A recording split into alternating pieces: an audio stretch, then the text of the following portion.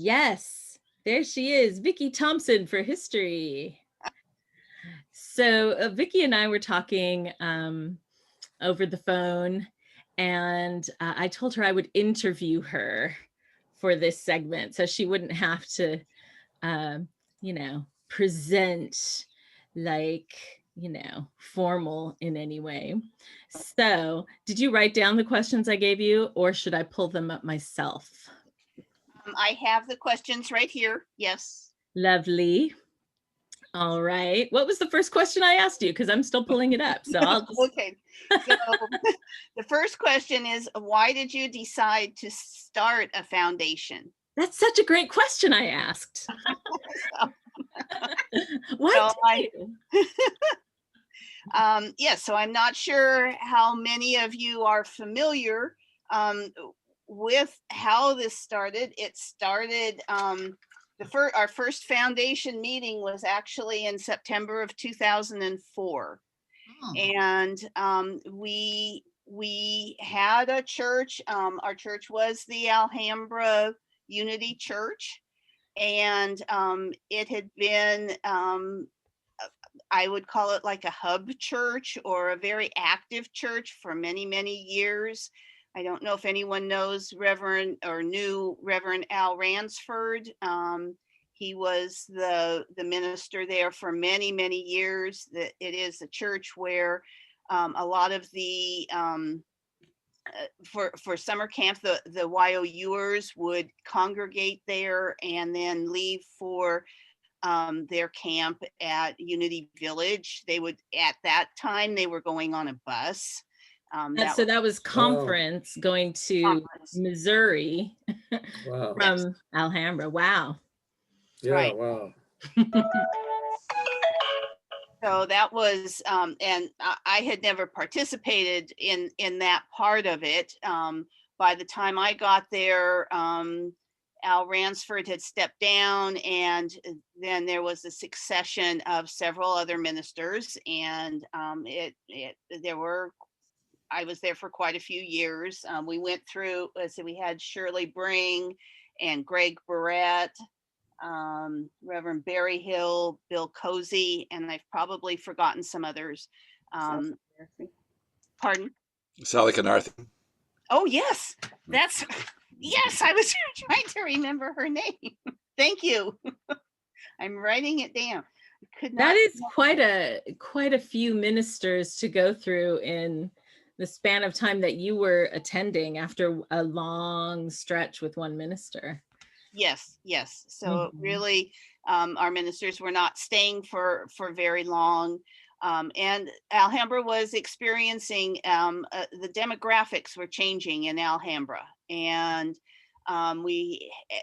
so our congregation kept dwindling. And back then we had women's groups and men's groups, and they would do a lot of different activities, and those started dwindling. And I don't know now if churches are even allowed to have men and women's group. We have those.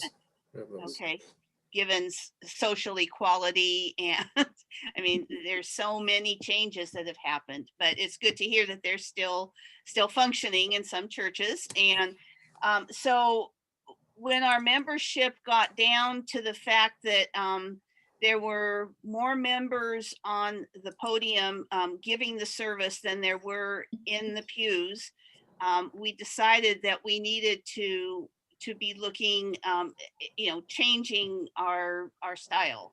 Something needed to change. And part of our problem was that we could not afford to bring in, what we had noticed is that we could not afford a new minister because the standard of living was so high in the Los Angeles area, LA County, that ministers coming from back east or trying to make a living could not, we just couldn't afford to pay for them to have a place to live and support them properly. So we started going to some other churches. We went to the Pasadena church. We went to Pomona. and some other, and La Crescenta. So is that like after you closed down your church that you started visiting other churches? Is that what you're saying? We were still having services. We would bring in guest ministers. Okay. And then occasionally we would just say, okay, we're going to have our service at this other church, and Okay. the board would visit that church. Okay. And so from that, we got the feeling of the things that were important to us. We were thinking that maybe we could merge with another church, but the ones that we came up with did not work with, like a couple of them didn't have programs for children, for kids. Right. And so we were saying this isn't a fit for us to merge with them. So the picture yeah, I was going to say, can you see the picture? So the picture that Malayna is sharing right now is in the what do you call it? Chapel? Sanctuary. Yes, sanctuary. And the tall person standing up, that's Debbie Tosh. And she was one of the founding members. And right next to her is Kristen, that's her daughter. And that is one reason why we were very concerned about having, making sure that there was a program for kids. Right below Debbie is Karen Tang. She was one of the other founding members, and then myself, and next to me is my sister, Sandy Vanek. So that is in our chapel. It's a small chapel, but good size. I mean, we had a nice sized church, and we just could not afford to continue. Like I said, we had more people giving the service than we did actually out in the pews. So you also sent me some pictures of the building itself. Let me see. Here's one. So let me see if I can make this bigger. Can you see this picture of the building? Yes, we can see it. Okay. So to the right of the screen, as you're looking at it, that was the church office, and later became the YOU, where the YOU would meet. And in the background is where the sanctuary is. So sort of, yes, and where the light is, that's where you'd enter the sanctuary, and over closer to the right, there's a little place. Yeah, and that's where you'd enter into the sanctuary, and it was all the way in the back. And then to the left is where where we had Sunday school for the kids. And and behind the church office, there was a kitchen and a place for social activities, if we would have a potluck or get-togethers, and where the men's and women's groups would meet, and classes would be in various places when they met. Okay, I'm going to stop the share. You continue, and I'll try to find the next photo. I don't want to accidentally go to a photo that isn't of the Alhambra Foundation. Right. So your next question is, so where did the idea for the foundation come from? And so we like I said, we had started going to some other churches to see if we could merge. We were, trying to see if we could bring in a part-time minister. We'd been working with ministers coming in, guest ministers, and we were finding that our congregation just kept dwindling. We didn't have anybody consistently there. I was listening. Was it Sharon that said that you were calling, or was it Jerry that you're calling? Jerry. Yeah. Thank you, Jerry, that you're calling someone, and I think that was very important. We didn't have any minister to be an outreach to our congregants. So Ken Harrison was one of the guest speakers that we had, and he got together with, we kind of call ourselves the founding moms. That was Karen Tang, Debbie Tausch, and myself. And we were on the board at that time of the church. And, we were just trying to figure out what we could do. And we realized that we really wanted to keep the money from the church in the Southern California area. And at the time, there had been, apparently part of the history of Unity, there had been some big churches that unfortunately, when they closed, the money just disappeared. And so I believe the UWM had encouraged churches to say that when they closed, their money would come to UWM. I'm not sure if that's exactly the governing board that was there at the time, but would go back to Unity.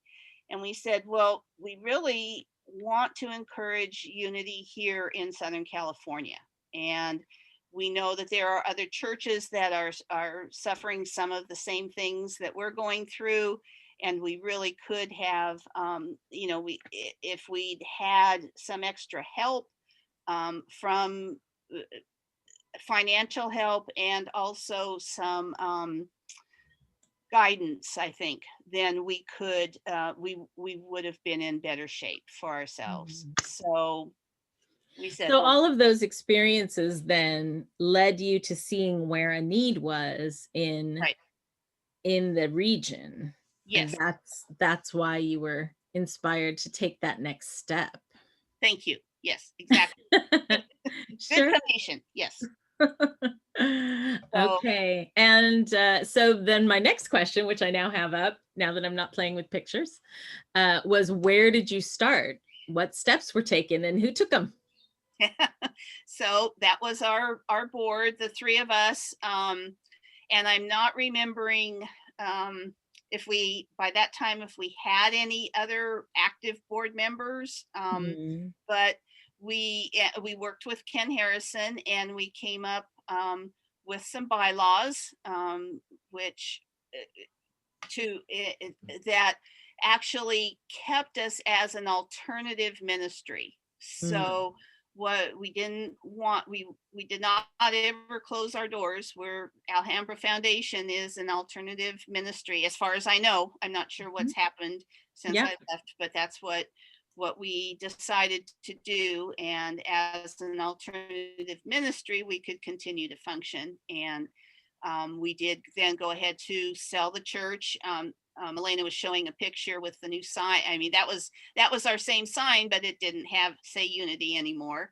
Right, and there it is. Now it says Alhambra Christian Fellowship and some lettering in another language. Right. I believe. Yeah. So yes, so as I had said, the demographics were changing, and so there were other large churches that were very eager to purchase the property and use it for their church. So yeah. So we got a pretty good price for our church. I'm not a financial person, so Gary may remember how much or how much is actually in our fund, but we decided that what we could do was to sell the church, put that money into a fund, and then use the interest from that to sponsor other programs for other churches. So then we did a lot of soul searching to decide what those functions should be, and came up with our 5 foundation, our mission statement, and what we wanted to do. Okay, so let's see if I can open that. Well, you sent a nice image of it with the old letterhead and stuff. Let's see if I can get it to open. It might take a minute. Yeah, that's okay. So I'll just go on. So one of the things we wanted to do was to make sure that that we supported ministers and ministerial school, so that there would be more ministers available, perhaps, to that we could choose from, or that would be able to function as ministers in our area in the Southwest region. We also wanted to do youth education, which is the kids camp, Uniteens YOU, and we wanted to help with those programs because we felt our kids were very important, and we needed to bring people. You know, if you don't start teaching your kids early, you know, as they grow up, they need to have some of the background. We wanted to. We did have one where we said growing or expanding established ministries, and we were kind of careful with that one. And I'll get back to that in a minute. The other one was to helping to pioneer new types of ministries and avenues of ministering to people and churches, because we realized even back then that churches were that the ministry was changing, and that we might need to get out into the streets, into the parks. We might need to come up with other ways of reaching people rather than just a specific church service. And then, of course, we always loved our music. We were we felt music was very important, and there was a unity music program, and we wanted to allow churches to be able to fund their musicians to attending that program. So those were our 5 missions. And we did. You said you wanted to go back to the growing or expanding.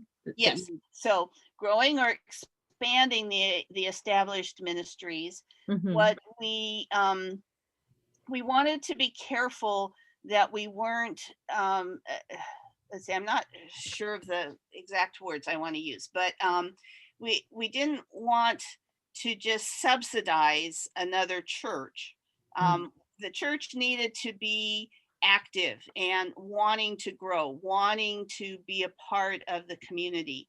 And so just as in any kind of counseling or aid that is offered to an individual, we wanted to make sure that we were facilitating a church, but we weren't enabling them.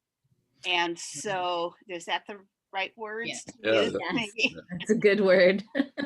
So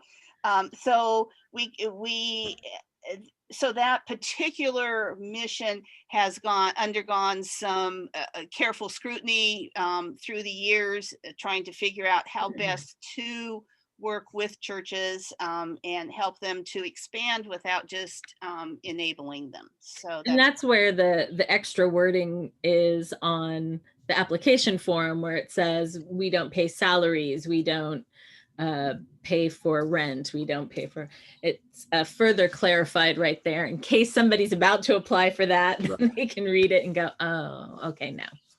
Right. So yeah, we really wanted people to be interested in their church, interested in growing, and we wanted to allow new ideas, and as we recognize that the ministry is changing and the world is changing, and there needs to be new kinds of participation, new ways for ministers to work with each other. And in fact, one of the things that came up was I can't even remember now what you call it, but to the ministers that can go out, and you don't have to go back to Unity Village for all of the training. Oh, field licensing. Field licensing. Thank you. Yes, field licensing. So that was something that we were very interested in working with and getting people interested in. So at the point where you had sold the church and found a place to put the money, then what were the first meetings now that you were a church foundation? Did you go right to having like church services not at church, or did you become a foundation at that point, or was there a process involved? Well, when we closed the church, when we sold it, this church did close. We did not have any services after that point. Okay. We did have an annual meeting for the people that were left as active members when we closed the church. Okay. And we would meet at Hop Wu, which was a Chinese restaurant there in Alhambra. And I think the first year we closed our doors in September, and then we had an annual meeting in February. And I think that's where sometimes you see in the bylaws or places that there is supposed to be an annual meeting. And that was for any of the remaining congregants to attend. The first year we got several, we had about 20 people come. Half of us were board members, but there were a few. And since that time, people besides myself and Karen and Debbie, most people have moved away and or passed on. Well, my husband actually is a member as well. So we're still here. His name is Evan. Debbie Tausch is in Rancho Cucamonga, so she's still around. And I did want to mention that she did lose her husband last month to cancer. Oh, wow. And so if the board wanted to send a note to her, I think that would be welcome. Yeah. But other than that, she herself is doing well. And I have lost touch with Karen Tang. I'm not sure where she is. I'm assuming that she is in good health, but Debbie may have kept in touch with her. So those are the three members that that are left, that are four of us, my husband, that are remaining. And then when did you start bringing in people from the rest of the region, where it wasn't just like Ken and your board? When did you start inviting other people in to be on the board? Well, as part of the alternative ministry, I think right away we started asking people to come in for board meetings, and Stacy Macris Ross was one of the first people that we brought in. She and Ken were friends, and so he knew she was very interested in the kids and kids camp and that so we used that. I'm trying to remember, I don't remember actually all the other original people. It might have been I know the minister that's at the Pomona church came quite a bit, and I'm trying to remember her name. Jan Chase? Yes, Jan Chase, thank you. Okay. So she came. I'm not sure she was actually on the board, but she came to several of the meetings. But we did want to include people from the Southwest region on our board, because we felt that was also important to reassure the region and reassure Unity as a whole that we weren't trying to abscond with the money or do spurious activities with this money from the church, that we really were trying to work with the region and help other churches. That's great. Do you remember some of the other people who've been involved over the history? I'm sorry, Gary, were you going to ask a question? Oh, I was just going to ask, do you happen to know what year Stacy was involved? Well, she started right to begin with in 2004 and I believe 2005. And part of the problem then, just like now, it became difficult to get everyone together. When it was a small group, Ken, Debbie, Karen, and myself, we could find, we made time and we met. But as we started to expand the board, it got harder and harder to bring ministers in from different areas. And it was before Zoom. Yes, it was definitely before Zoom. The four of us, Ken, Debbie, Karen, and I, would have time on Sundays. That was the time when we could meet. But then when we had ministers, that wasn't a good time for other ministers to meet because Really? you had your Sunday services. And so right away we noticed some problems with that, but we did try to continue to have meetings and get You moved to together. conference calls at that point? Because I know you did phone conference for a while. We did. Well, we actually tried to we physically got together at Debbie's house. She would feed us. She's always wonderful at feeding us. And so we would have dinners. And so at first we tried monthly meetings on,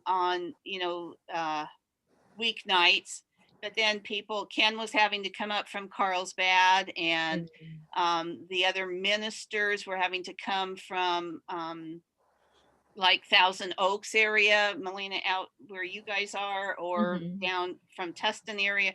I'm sorry, I do not remember the ministers as well. I can go back to some of my notes and see if I can find the attendees. But unfortunately, I mean, we had a lot of business to deal with, a lot of applications coming in, and the meetings would tend to go pretty long, and we didn't have a lot of time to get to know each other. Okay. So well, I just remember hearing Ken like throw out a name, like I mentioned Margaret Melanie, like he'd say, oh yeah, when she was on the board, and I didn't know who that was. So then I thought, how many other people whose names I don't even recognize? Does anybody else remember hearing any names of people who were on the board that you can throw out just for posterity? And Meredith was thinking Nancy Oristaglio was on. So okay. yeah, Vickie's saying yes to that. Yeah, yep.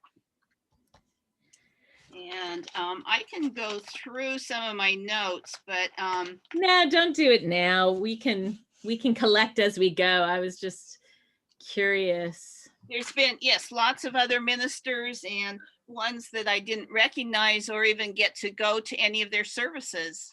Oh, wow.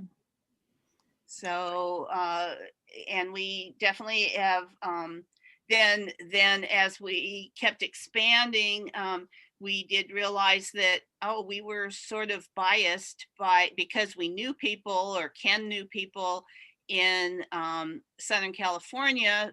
We actually weren't including people from Arizona and the other states that are in the region. So then we started realizing we needed to do that. And I think, what was I going to say? So so we did, I think for 3 or 4 years, we did have an annual meeting at Hopwoo, and we would get together, and that would be our time to socialize and touch bases. But then things continued to happen. People moved away, and we just did the board meetings. Oh, I know the other thing I was going to say is, one of the things that seems to be very important to me, and I can't say for the other founding board members, but the regional conference was very important, because that was a place where to get to know people, and the people on the board. We had time to, talk a little more, socialize, or whereas before there just wasn't time. Everybody, we rushed into the meeting, tried to take care of business, and rushed home. Right. So how many years was it that the foundation would have the annual meeting at conference itself? Was that fairly recent, or has it been a while? That's fairly recent. So we started in 2004. So I would say by by 2009, Okay. 2010, maybe we were starting to do that. Mhm. Please don't, that's not a hard and I'll put fast. circa 2009, 2010. But the thing that I found interesting is that actually, when we had our church before 2004, when Bill Cozy was our minister, the board members at the churches were not allowed at regional conference, the ministers' conference. Mm. Bill Cozy, I remember, actually got special permission to take me as president of the board to one of the regional meetings. And I think that that mentality or idea has changed. Mhm. And I'm very glad to see that. I think ministers have, I don't know, maybe they felt they needed a break from their boards. I can certainly understand that. But also, and I don't know how the whole region has developed in terms of what was important to the region and to the region's ministers. So I can't Mhm. speak to that. But I think it is important for everybody to get together. And so when I noticed that that the foundation was starting to offer grants for people to attend the regional conference, I personally thought that was a great idea. Good. So. We did too. Glad to hear that.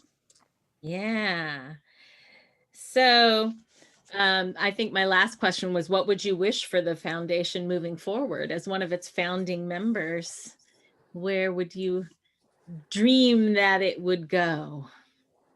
Well, I would dream that it continues to be innovative and, gathers together the people in our region and come up with new and innovative ideas for getting the word of unity, our unity, out to people, being able to touch their lives and create a better world. That's That is a very all-encompassing vision. so I just really appreciate, yes, what you're continuing to do. And I was looking over the copy of the bylaws that I have, and I'm going, oh my goodness, it said that. And so I don't know how they've been changed since I left, and I know that it is sometimes very difficult to actually go by the letter of the law, and I think that we need to work together, and I think you're doing that. Thank you. Well, and Vickie, I want to acknowledge you because when I first came on the board as the rep from the regional board, that How long the ago was original that? bylaws, I'm not sure. It's probably been Yeah. 5 years at least. Okay.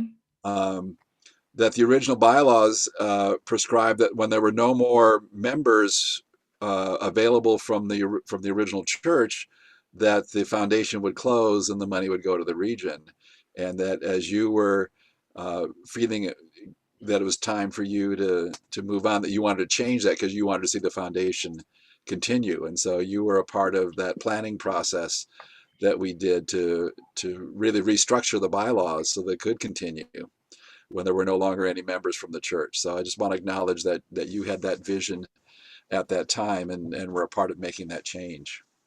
Great. Well, thank you for reminding me. And yes, definitely, that's what I would hope for the foundation. Yes. Thank you. And Reverend Blair, thank you so much for your support through all of this, because we were just undergoing a lot of questions, and it was difficult to make that transition. We've been doing it for so long, and we really appreciate all of you for stepping in, and especially Reverend Blair. Thank you.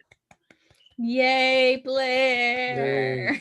Well, yay, all of us. Yay, We've us. all played an important role in this. So, and thank you so much, Vickie, for joining us and sharing.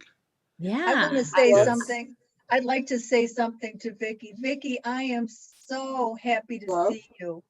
And I can't even remember when I came on the board, but it seems like a long time ago. And I remember meeting at Blair's church. Blair, when you were still there, our board met up there in the tower, I believe. And I believe, was it Vickie or Debbie who always brought these fabulous cookies? Must have been Debbie. Debbie's the cook. Yep. Anyway, I just want to acknowledge, since you're here, Vickie, the perseverance and the vision and the strength and the courage to found this organization in the first place and then keep it going. Assure that it keeps going. Pretty amazing. Thank you, Sharon. Thank you. I appreciate And that. and Vickie, I just really appreciate hearing the history. It makes me just more proud as punch to be able to serve on this board. I love the visioning, the forward thinking, the whole idea to promote the unity movement and to support our churches in the Southwest region is, I just think, so important. And thank you for bringing this home for me and all that you guys did. I really appreciate it. Thank you, Sam. Yay. Thank you. Thank you. Does anybody have any questions for Vickie? She did a good job of filling us all in. Oh, Sharon. Well, I I just want to know, what is the exact date of the founding when the papers were finally signed, Vickie? Do you remember what date? Are you Like, was it January of 2004 or?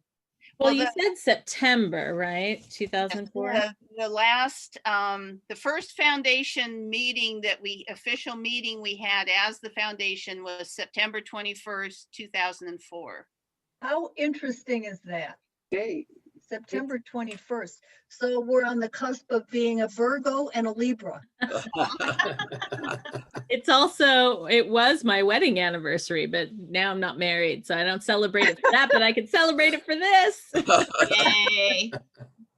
And I did want to say something to Gary, because thank you so much, Gary, for stepping in at a time where I know there were some problems with trying to transition from all of us founding moms that had been working for so long, and some of the records and financial aspects were in somewhat of disarray. And so I really appreciate your stepping in. And we didn't really have much of a transition time for you to learn or to even kind of see how we had done things. And so I really appreciate that you've been able to work with that, and thank you. Well, and thank you for saying that. I saw this as the founding members of the board as their baby, and I wanted to make sure that things were taken care of. And I had lots of love and support from the current board when I came in. Blair has been amazing, so has Malayna. And we've kind of shuffled together to make sure that things move forward. And I won't say that things were easy all the way along. And things did take a lot of work, but we're on the other side of that, and I feel really good about that. I bet everybody else on the board does as well. So. Yes. Yeah. Wonderful. Excellent. And I guess the last thing then would be to say thank you to Malayna for creating the energy and for just her wonderful smile and ability to share and to keep things moving along and happy instead of getting down into the dumps about things. So you've been amazing, all of you. Thank you for continuing and for allowing me to be part of this again. Oh my gosh, yes. Thank you for joining us. Absolutely.